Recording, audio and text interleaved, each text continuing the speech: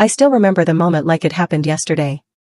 My husband, Daniel, walked into the living room with a smirk on his face, holding a stack of papers. I had just finished making his favorite coffee, the way he always liked it, 2 sugars, no cream. But he didn't even glance at it. Instead, he threw the papers onto the table and crossed his arms. "I'm divorcing you," he said, his voice disturbingly calm. "And just so you know, I've taken everything." I froze, gripping the cup in my hands as my heart pounded in my chest. "Everything?" I whispered, my voice barely coming out. He chuckled, as if amused by my reaction. "Yes, the house, the cars, the bank accounts. Everything is in my name now. You have nothing." I stared at him, searching his face for any sign of hesitation, any hint that he was joking. But there was nothing, just coldness. For years, I had been the perfect wife. I supported him when he had nothing, stood by him when his business was failing, even worked 2 jobs while he figured things out. And now, when he finally made it, he was throwing me away like trash? "What about us, Daniel?" I asked, my voice shaking. "What about everything we built together?" He scoffed, running a hand through his perfectly styled hair. "We didn't build anything. I built this life. And I deserve to enjoy it without being tied down to you." The way he said "you," like I was some kind of burden, sent a wave of anger through me. But I didn't let it show. Not yet. I took a deep breath, forcing myself to stay calm. "So that's it? You're just going to leave me with nothing?" "Oh no," he said smiling. "Not nothing. I'm feeling generous today. You can keep your clothes. Whatever fits in a suitcase, you can take. But that's it." I could feel my fingers tightening around the cup. Every fiber of my being wanted to scream, to throw something, to break down in tears. But I didn't. Because what Daniel didn't know was that I had a secret weapon. One that was about to turn his perfect little world upside down. Daniel's arrogance filled the room like thick smoke, suffocating me with every smug word he spoke. He had planned this moment for a long time, thinking he had the upper hand, that I was just another stepping stone in his rise to success. But he had no idea, absolutely no idea what was coming for him. I took a slow, steady breath, setting my cup down carefully on the table. My hands, though shaking with rage, didn't betray me. I wouldn't let them. "You seem pretty sure of yourself," I murmured, tilting my head slightly. Daniel smirked, sliding the divorce papers toward me. "Because I am. Look, let's not make this messy. Just sign them, pack your things, and leave. I don't want any drama." Drama? This man had just ripped my life apart, stolen everything I had worked for, and he expected no drama? I reached for the papers, not to sign them, but to flip through them, pretending to be overwhelmed. "Wow," I whispered. "You really thought of everything, didn't you?" He leaned back, his confidence growing. "I always do." I nodded, glancing up at him. "Just like you thought about the offshore accounts, the hidden properties, and the little, business transactions that never quite made it onto your official records?" His smirk faltered, just a flicker. But I caught it. "What are you talking about?" He scoffed, though there was a tightness in his voice now. I smiled. "Oh, Daniel. You always underestimated me.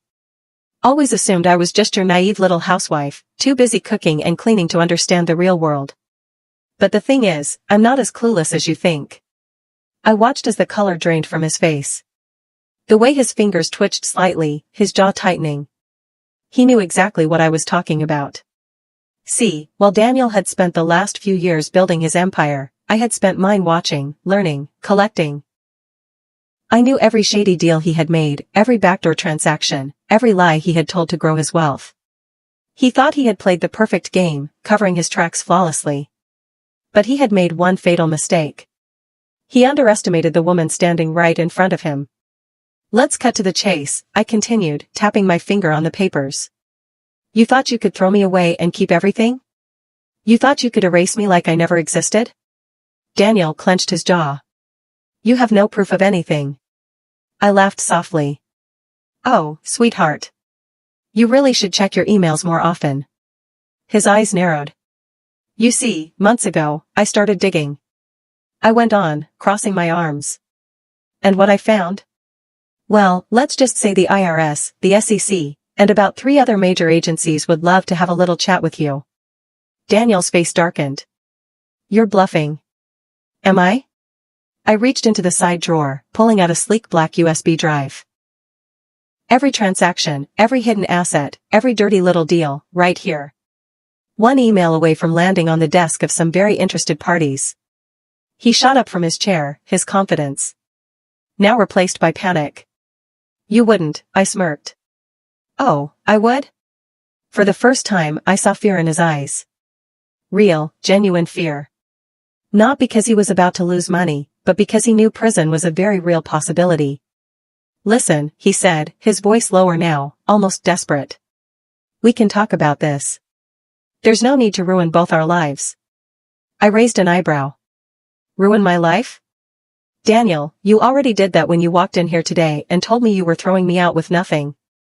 You just didn't expect me to be prepared. He ran a hand through his hair, pacing. What do you want? He finally asked. I took my time, letting him sweat. I want everything you took from me, I said finally. The house, the money, everything. You leave with nothing. His head snapped up. That's not happening. I twirled the USB between my fingers. Then I pressed send. He let out a sharp breath, his hands balling into fists. He was trapped, and he knew it. The man who had spent years manipulating others, controlling every aspect of his life, was finally at someone else's mercy. And that someone was me. Silence stretched between us. Then, finally, he spoke, his voice barely above a whisper. You wouldn't do that to me. I tilted my head. Oh, Daniel, you have no idea what I'm capable of. His shoulders slumped. Defeat settled into his expression, replacing the arrogance that had once dominated it. I leaned forward. So, what's it going to be? And just like that, the tables had turned. Daniel collapsed back into his chair, running a hand down his face. The confidence he had walked in with had completely disappeared. Now, he was just a desperate man scrambling to save himself. His lips parted as if he wanted to argue, but he knew he had lost. Completely. How much do you want? He finally muttered, voice low. I smirked. I already told you. Everything you took from me. He let out a bitter laugh, shaking his head. You think I'm just going to hand over everything and walk away with nothing? I leaned forward. You already planned to do that to me, didn't you? He fell silent. I tapped the USB against my palm, watching the conflict play across his face. The man who thought he could outsmart me was now sitting there, helpless, completely at my mercy. Daniel had spent years treating me like I was invisible, like I didn't matter. But now? Now, he had to listen. Now, he had to acknowledge the one thing he never expected. He had married the wrong woman to underestimate. A heavy silence hung between us before he finally exhaled. Fine, he gritted out. What do you want me to do? I reached into the drawer again, this time pulling out another set of documents, ones I had prepared long before he ever walked in here today. I placed them in front of him, watching as his eyes flickered over the bold title at the top. Mutual Agreement of Divorce and Asset Transfer. You sign these, I said. Every account, every investment, every property in my name. Then you walk away and I don't press send. He stared at the papers, his jaw clenching so hard I thought his teeth might crack. This is insane. What's insane, I corrected. Is thinking you could rob me blind and get away with it. His fingers twitched. He looked like he wanted to argue, to fight back. But he knew the truth. He was out of moves. Sign them, Daniel, I said softly, before I changed my mind. He swallowed hard, then reached for the pen. His hand shook slightly as he scrawled his name across the page.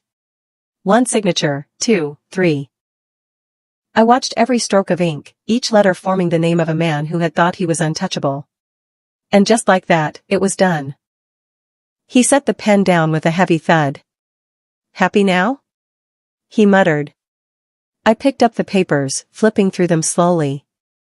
Everything was in order. Everything was mine. I slid the USB back into my drawer, locking it away. Pleasure doing business with you, I said, standing up. Daniel clenched his jaw. I hope you know this isn't over. I let out a soft chuckle. Oh, Daniel, it was over the moment you thought you could play me. I turned, walking toward the door.